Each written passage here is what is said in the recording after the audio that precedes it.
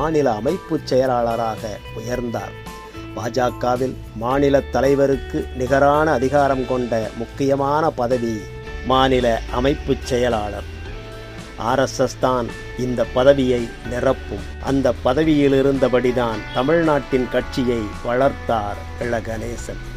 மாநிலம் முழுவதும் இருந்து ஏராளமான இளைஞர்களை பாஜகவிற்குள் கொண்டு வந்துள்ளார்.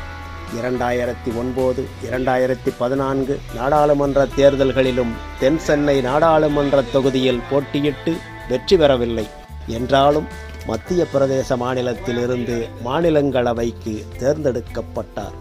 ஒவ்வொரு தேர்தலின் போதும் தனித்து நின்றாலும் கூட்டணியாக இருந்தாலும் தங்களது வேட்பாளர்களின் வெற்றிக்காக மாநிலம் முழுவதும் இள கணேசன் சுற்றுப்பயணம் செய்வார். ஒரே நாளில் பல தொகுதிகளில் பம்பரமாகச் சுழன்று பிரச்சாரம் செய்வார்.